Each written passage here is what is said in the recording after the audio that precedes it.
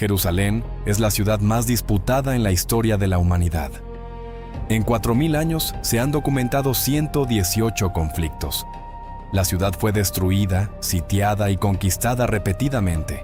Egipcios, babilonios, persas, griegos, romanos, árabes, cruzados, mongoles, turcos, asirios, británicos y muchos otros llegaron aquí con la guerra. Pero una batalla destaca entre todas. El 15 de julio de 1099, los cruzados tomaron la ciudad tras un asedio de 5 semanas. Asaltaron murallas de 15 metros con torres de asedio, arietes y escaleras, bajo corrientes de agua hirviendo, mezclas incendiarias y una lluvia de flechas y piedras. Sin embargo, una de las páginas más oscuras y terribles de la historia mundial es lo que ocurrió dentro de las murallas después de la toma de la ciudad. Sobre eso, así como sobre cómo los cruzados llegaron hasta aquí, qué los impulsaba y cómo se desarrolló el asedio, hablaremos en este video. Desde la aparición del Islam en el siglo VII, el mundo cristiano fue perdiendo territorio tras territorio. Palestina, Siria, Egipto, el norte de África y España pasaron al control musulmán. Y lo más importante, Jerusalén, el principal santuario del cristianismo, llevaba ya 400 años en manos musulmanas. Europa se había acostumbrado a ello, pero en 1071 los turcos selyúcidas derrotaron al imperio bizantino en Manzikert, y el imperio que durante siglos había protegido a Europa desde el este, comenzó a desmoronarse. Una tras otra cayeron ciudades sagradas para los cristianos: Nicea, Antioquía y Edesa. Los selyúcidas saqueaban ciudades y aldeas, destruían iglesias, mataban y esclavizaban a los cristianos locales. La que alguna vez fue próspera Anatolia se convirtió en una tierra devastada. Para 1095, el emperador bizantino Alejo I Comneno se encontraba en una situación desesperada y pidió ayuda al Papa Urbano II. Urbano vio una oportunidad. 40 años antes, la Iglesia se había dividido en dos, lo que más tarde se llamaría catolicismo y ortodoxia. El Papa de Roma y el Patriarca de Constantinopla se habían excomulgado mutuamente. Y ahora, si el Papa salva a Bizancio y a los cristianos orientales, no solo detendrá el avance de los musulmanes y recuperará la Tierra Santa, sino que también se convertirá en el líder indiscutible de todo el mundo cristiano.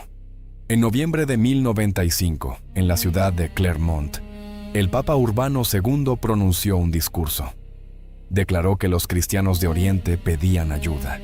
Describió Jerusalén como el ombligo del mundo y un segundo paraíso, una tierra más fértil que cualquier otra, donde fluían leche y miel.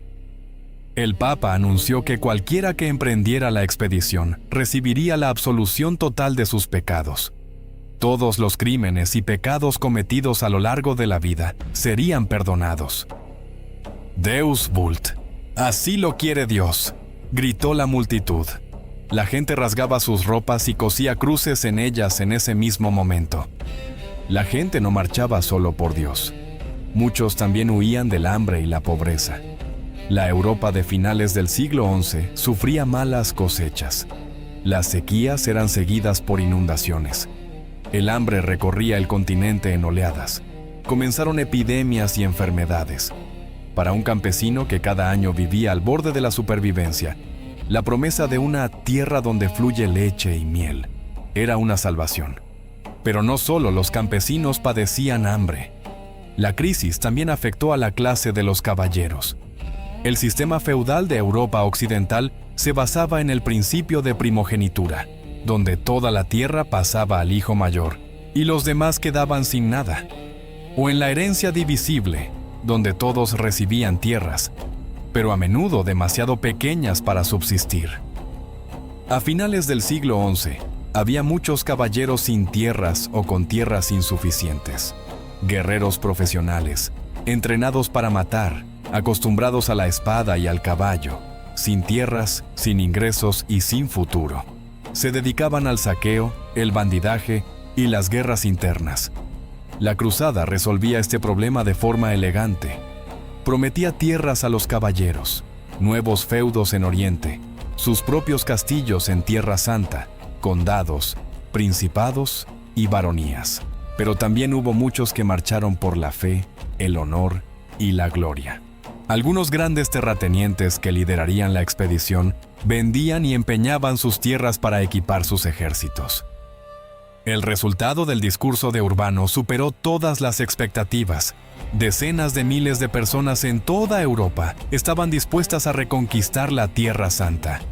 Urbano fijó la partida para agosto de 1096, para dar tiempo a reunirse, preparar suministros y organizar los ejércitos. Pero las masas no quisieron esperar.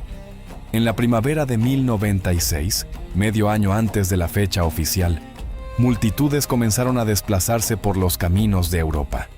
Miles y decenas de miles de personas. Campesinos, mendigos, pequeños artesanos y vagabundos. Sin armas, sin provisiones, sin mando. Los guiaban predicadores. El más famoso de ellos fue Pedro el Ermitaño, un monje delgado y descalzo montado en un burro, con una cruz en la mano. Los cronistas describen que incluso el pelo de su burro era arrancado como reliquia. Tras Pedro se reunieron, según distintas estimaciones, entre 20 y 50,000 personas, armadas con palos, horcas y cuchillos. En su camino por la región del Rin, las multitudes de cruzados atacaron comunidades judías, pogromos, saqueos y asesinatos masivos. Entre 2,000 y 12,000 judíos fueron asesinados. Las columnas de personas continuaron avanzando hacia el este, saqueando en el camino sus propias aldeas cristianas para alimentarse. El rey de Hungría, cuando los saqueos se volvieron insoportables, atacó una de las columnas y casi la destruyó. Quienes lograron llegar a Constantinopla horrorizaron al emperador Alejo.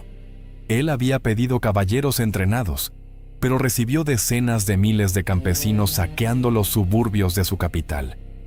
El emperador se apresuró a hacerlos cruzar el Bósforo, lo más lejos posible de la ciudad. Y allí, en Asia Menor, los selyúcidas les tendieron una emboscada. Fue una masacre. Miles murieron en los primeros minutos. El resto huyó hacia la costa, donde fueron acorralados contra el mar y exterminados. Solo una pequeña parte sobrevivió, refugiándose en una fortaleza abandonada. En el otoño de 1096, partió el verdadero ejército, entre 60 y 100,000 personas. Era como una migración de pueblos. Gente de distintos países hablaba diferentes idiomas. Se entendían entre ellos en un latín rudimentario, y ni siquiera todos. Las órdenes se distorsionaban, los malentendidos se multiplicaban. Era una Babilonia armada. El camino hacia Jerusalén duró 3 años. El ejército cruzó Anatolia combatiendo. Sitió Antioquía durante 8 meses. Perdió hombres por hambre y enfermedades. Algunos regresaron, otros murieron, y otros se quedaron a gobernar en las tierras conquistadas. Mientras los cruzados marchaban hacia Jerusalén, la ciudad ya había vivido otra guerra. Los selyúcidas habían arrebatado la ciudad al Egipto fatimí. Ahora, mientras los selyúcidas estaban ocupados con los cruzados y conflictos internos, los fatimíes aprovecharon el momento, sitiaron la ciudad y la recuperaron. Mientras los cruzados avanzaban, los fatimíes intentaron negociar. Ofrecieron una condición: los peregrinos cristianos podrían visitar libremente los lugares sagrados, en pequeños grupos y sin armas. Los cruzados rechazaron la propuesta. La guerra era inevitable. Entonces el gobernador de Jerusalén, Iftihar ad-Daula, comenzó los preparativos. Lo primero que hizo fue ordenar envenenar y bloquear todas las fuentes de agua alrededor de la ciudad. El manantial de Siloé, al pie de la muralla sur, el único que quedaba, estaba bajo el fuego desde las murallas. Segundo, se profundizó el foso alrededor de las murallas. Tercero, se talaron y quemaron todos los árboles de los alrededores. No quedó ni un tronco para máquinas de asedio en decenas de kilómetros a la redonda. A los cruzados les esperaba asaltar murallas de 15 metros con las manos desnudas. Cuarto, Se colocaron máquinas de lanzamiento en las murallas y se prepararon reservas de mezclas incendiarias. Quinto, se expulsó a los cristianos de la ciudad. El cálculo era doble: evitar traiciones dentro de las murallas y no alimentar bocas adicionales. Sexto, se enviaron mensajeros a El Cairo. El ejército egipcio comenzó a reunirse. Jerusalén debía resistir hasta la llegada de las tropas. Para junio de 1099, unos 15,000 hombres habían llegado a Jerusalén. Los guerreros lloraban, caían de rodillas, besaban la tierra. Creían estar contemplando la encarnación terrenal del reino de los cielos, ese segundo paraíso. Pero la escasez de agua y la amenaza de la llegada del ejército egipcio obligaban a los cruzados a lanzar un asalto rápido. La ciudad estaba rodeada por murallas que alcanzaban los 15 metros de altura. Su grosor era de unos 3 metros. Las torres sobresalían de la línea de las murallas, permitiendo fuego de flanqueo, disparar de lado contra los atacantes. Jerusalén se alza sobre una elevación rodeada de profundos valles, precipicios, laderas empinadas y barrancos. Los únicos sectores realmente vulnerables eran la muralla norte y la esquina suroeste, cerca del monte Sión. Allí no había barreras naturales, solo un foso y una superficie plana para acercar las máquinas de asedio.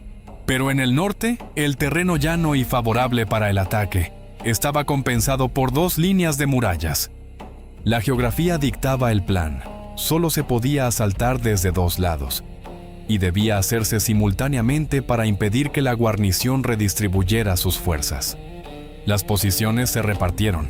Una parte del ejército se situó al norte, otra ocupó posiciones frente a las murallas del sur. Pronto comenzó el asalto. No había ningún plan, no había torres de asedio ni arietes, solo había una escalera. El ataque se lanzó únicamente desde el lado norte. Los predicadores prometían que Dios derribaría las murallas, como había derribado las de Jericó. Solo había que avanzar. Al amanecer, cientos de guerreros se lanzaron hacia las murallas. Delante iban los más decididos, con la escalera en las manos. Detrás, los arqueros. Más atrás, la masa principal de infantería. Delante había un foso de 2 o 3 metros de profundidad. Los hombres saltaban dentro, trepaban por el otro lado, todo bajo un fuego constante. Los defensores estaban preparados. Desde lo alto vertían agua hirviendo, lanzaban piedras del tamaño de una cabeza. Los arqueros sudaneses, los mejores tiradores del ejército fatimí, disparaban con precisión. Algunos cruzados lograron levantar la escalera. Un caballero subió por ella hasta el parapeto. Fue abatido en segundos. Pronto todo terminó. El asalto fracasó, pero la lección fue clara. Hacían falta ingenieros y al menos 2 torres de asedio. No había madera en los alrededores, y la sed afectaba gravemente a los guerreros. La única fuente disponible, la de Siloé, estaba al pie de la muralla sur, en una zona bajo fuego directo. La gente iba a buscar agua por la noche, a escondidas, en la oscuridad, con odres. Los defensores aprendieron a esperar y disparaban guiándose por el sonido. Cada incursión nocturna costaba vidas. La fuente segura más cercana, el río Jordán, se encontraba a 30 kilómetros. Los destacamentos iban hasta allí con animales de carga y regresaban 2 o 3 días después. Las patrullas musulmanas de las ciudades cercanas a menudo interceptaban las caravanas. En el campamento se pedían precios desorbitados por un solo odre de agua. La gente bebía la sangre de caballos sacrificados, masticaban cactus sabra, presionaban contra los labios el rocío matutino recogido de las piedras. Los caballos no recibían agua en absoluto, permanecían atados y morían lentamente. Los burros y camellos capturados durante el camino resistían más tiempo, pero también se debilitaban. El 17 de junio llega la noticia de la llegada de la flota genovesa con suministros de madera, cuerdas, clavos y herramientas de carpintería. Los cruzados enviaron un destacamento de 600 hombres para recibir los barcos. pero en el camino se enfrentaron a una patrulla fatimí. En un combate encarnizado, los cruzados lograron la victoria, alcanzaron las naves y descargaron la carga. Parte de los barcos fue desmontada para usar sus materiales, pero pronto apareció en el horizonte la flota fatimí, y los cruzados hundieron los restos de sus propias embarcaciones. Cuando la madera fue llevada al campamento, comenzó un trabajo frenético en la construcción de torres de asedio. Se construyeron 2 torres, cada una de 3 niveles. El nivel inferior estaba cerrado. Allí, decenas de hombres empujaban la estructura sobre troncos que actuaban como rodillos. El nivel medio tenía un puente abatible. En el momento adecuado, caería sobre el parapeto y serviría como paso. Por él, los primeros guerreros pisarían la muralla. El nivel superior estaba ocupado por arqueros y ballesteros. Su tarea era suprimir a los defensores en las murallas, impedirles asomarse y despejar el camino para los asaltantes. La estructura se recubría con pieles húmedas, de buey, caballo y camello. Encima se colocaban esteras, escudos trenzados de mimbre y ramas que absorbían el primer impacto de los proyectiles incendiarios. Paralelamente se construían catapultas tipo mangonel, trabuquetes, arietes y mantletes trenzados, escudos portátiles para los arqueros. Fueron 3 semanas de trabajo bajo un calor infernal y con escasez de agua. Los trabajadores caían por golpes de calor. Eran apartados y otros ocupaban su lugar. Los cristianos locales expulsados de Jerusalén se unieron a los cruzados. Cosían y tensaban las pieles. Y también transportaban piedras para las máquinas de asedio. Pero para usar las pieles en el revestimiento de las torres, primero había que remojarlas. Las labores de curtido llenaron el campamento de un hedor nauseabundo. Unos días antes del nuevo asalto, el ermitaño Pedro Desiderio anunció que había tenido una visión. El espíritu del difunto legado papal, Adhemar de Monteil, le había ordenado realizar una procesión alrededor de Jerusalén. El ejército obedeció. Miles de hombres armados se quitaron el calzado y caminaron alrededor de las murallas. Llevaban cruces y reliquias. Cantaban salmos. La ruta de la procesión rodeaba toda la ciudad. Parte del camino pasaba por alturas donde la distancia a las murallas era suficiente para que las flechas no alcanzaran. Pero en el valle de Cedrón, el sendero se acercaba a las fortificaciones. Allí la procesión quedaba a distancia de tiro directo. Desde las murallas volaban flechas. La gente caía, soltaba las cruces. Otros recogían las reliquias caídas y continuaban. Desde lo alto, los fatimíes gritaban insultos. La procesión terminó en el Monte de los Olivos. Según los evangelios, allí Cristo pronunció sus últimas profecías. Allí rezó en el huerto de Getsemaní antes de su arresto, y desde allí ascendió al cielo. En el Monte de los Olivos, los predicadores se dirigieron al ejército. Entre ellos estaba Pedro el ermitaño, el líder superviviente de la cruzada de los pobres. La moral de los guerreros se elevó, pero las visiones continuaron. Los caballeros contaban que veían en sueños a San Jorge cabalgando sobre un caballo blanco al frente del ejército. Compañeros muertos se les aparecían y decían: «Ya estamos en el paraíso, avanzad y estaréis con nosotros». Pronto las torres de asedio estuvieron listas. Un día antes del asalto, en el sector norte, como intimidación, los cruzados ejecutaron a prisioneros de patrullas fatimíes ante la vista de la guarnición, y a uno lo colocaron en un mangonel, y lo lanzaron hacia las murallas de la ciudad. En respuesta, la guarnición sacó cruces a las murallas y las profanó, las orinaban y escupían. La noche antes del asalto, los cruzados desmontaron su torre de asedio del sector norte y la trasladaron 1 kilómetro hacia el este. Estaba diseñada para desmontarse en varias partes y reconstruirse rápidamente. Era una locura y una jugada brillante. Los defensores habían concentrado sus principales fuerzas frente a la posición original. Mangoneles, barriles con fuego griego, los mejores arqueros. Todo esperaba a los cruzados allí. Al amanecer del 14 de julio de 1099, la torre ya estaba en la nueva posición. Cuando los defensores lo vieron, era demasiado tarde para reagruparse. Los fatimíes apenas lograban trasladar sus máquinas de lanzamiento al nuevo tramo de muralla. El ataque comenzó simultáneamente desde dos lados. En el sur, la torre avanzó hacia la muralla cerca del monte Sión. Decenas de hombres la empujaban desde el nivel inferior. El suelo suelto cedía bajo el peso de la estructura. Los rodillos se atascaban. Desde la muralla, un aluvión. Los mangoneles lanzaban piedras, rompiendo el revestimiento. Luego volaron mezclas incendiarias. Una vasija incendiaria entró por una rendija del segundo nivel. La torre se incendió, pero lograron apagar el fuego. Los cruzados rellenaban el foso bajo fuego directo. Morían, y otros avanzaban tras ellos. Al anochecer, la torre del sur había avanzado unas decenas de metros. Aún estaba lejos de la muralla. En el sector noreste, todo era diferente. La torre, trasladada durante la noche, avanzó hacia un punto donde la defensa era más débil. El foso era menos profundo.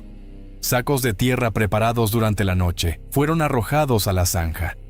Pero en el norte había dos líneas de muralla. Para romper la primera, los cruzados avanzaron un ariete. El ariete abrió una brecha en la primera muralla. Pero los fatimíes le prendieron fuego con vasijas llenas de una mezcla inflamable. Los cruzados intentaron apagar el ariete. Un destacamento fatimí realizó una salida para intentar impedir que los cruzados sofocaran las llamas. Pero los cruzados rechazaron su ataque y apagaron el fuego. Cuando intentaron empujar el ariete hacia la siguiente muralla, comprendieron que no solo estaba profundamente atascado, sino que además impedía el avance de la torre de asedio hacia la muralla final. La situación se volvió absurda. Los cruzados decidieron quemar su propio ariete. Los fatimíes hicieron otra salida, y esta vez intentaron apagarlo. Al anochecer, finalmente lograron quemar el ariete y acercar un poco la torre de asedio, pero un trabuquete fatimí la dañó. El asalto se desarrollaba en oleadas. Una cota de malla larga pesaba entre 10 y 15 kilos. La prenda acolchada que se llevaba debajo, empapada de sudor y sin secarse en ese clima, añadía 3 o 4 más. El casco, el escudo, la espada, la lanza, otros 10. En total, un hombre cargaba entre 25 y 30 kilos bajo un calor de 40 grados. Un combatiente completamente equipado podía luchar eficazmente 15 o 20 minutos. Después venían el agotamiento por calor y la pérdida de coordinación.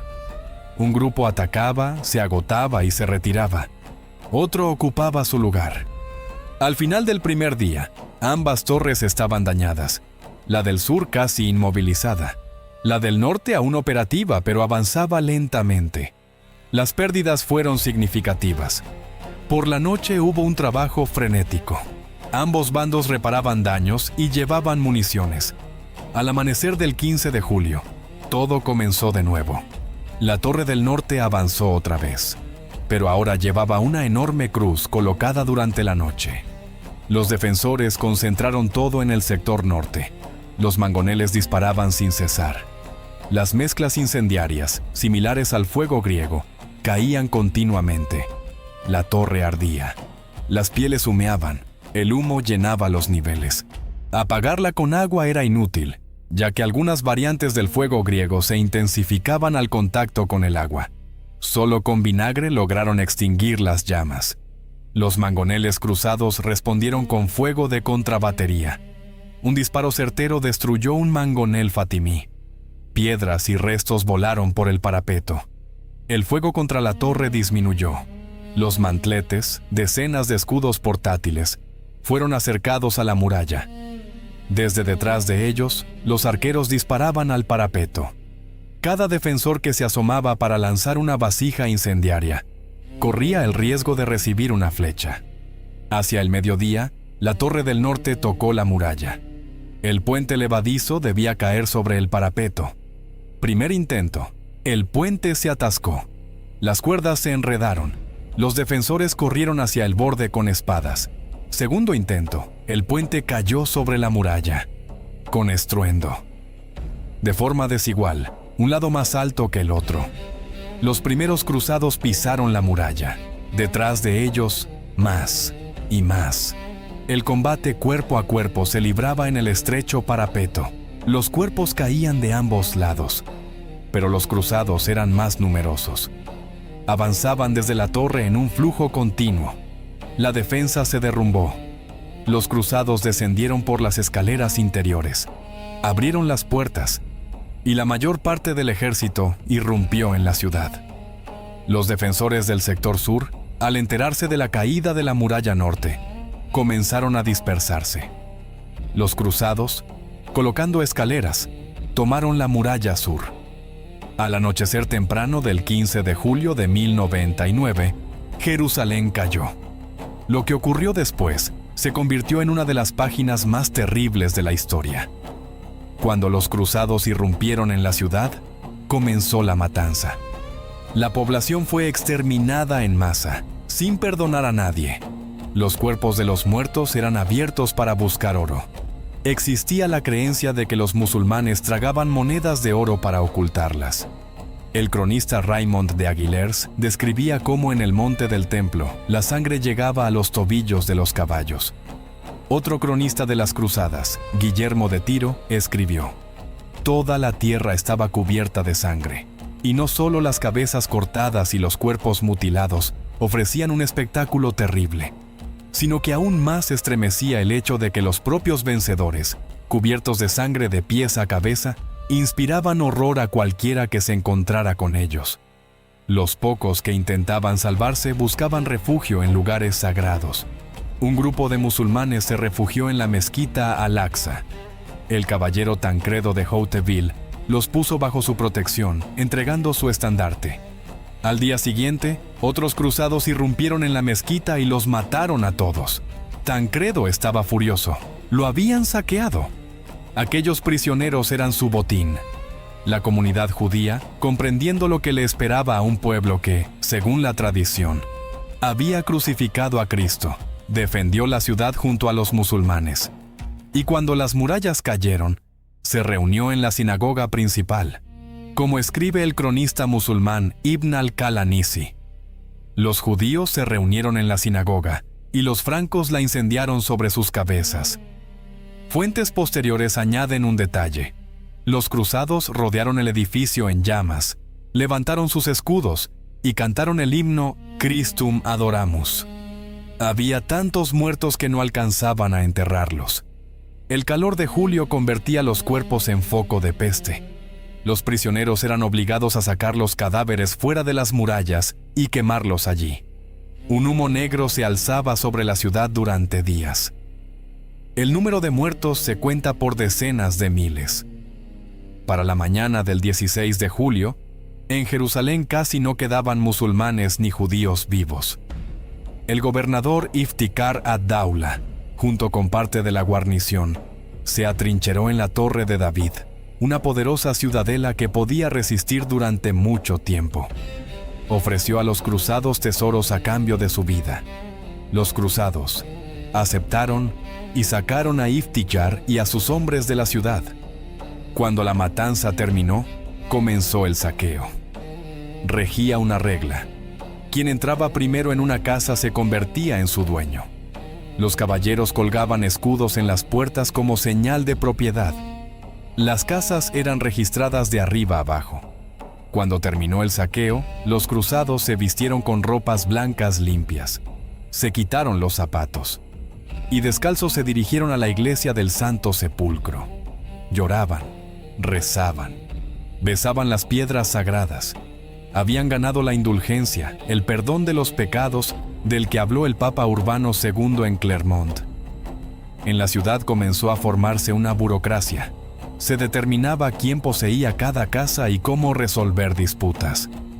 En pocas semanas, la ciudad empezó a llenarse de leyes. El 22 de julio, una semana después del asalto, los cruzados eligieron gobernante. Fue Godofredo de Bouillon, bajo cuyo mando se tomaron las murallas del norte. No aceptó el título de rey, sino el de defensor del Santo Sepulcro. El 12 de agosto de 1099, los cruzados derrotaron al ejército egipcio que había llegado a Ascalón. El califato fatimí atravesaba una crisis. El ejército se reunía lentamente. Los refuerzos llegaron con un retraso desastroso. Los historiadores llaman a Jerusalén la ciudad más disputada de la historia de la humanidad. En 4000 años, 118 conflictos documentados. La ciudad fue destruida 2 veces, sitiada 23, capturada 44. Muchos pueblos vinieron aquí con la guerra. El verano de 1099 es solo una, pero una de las más terribles líneas de esta lista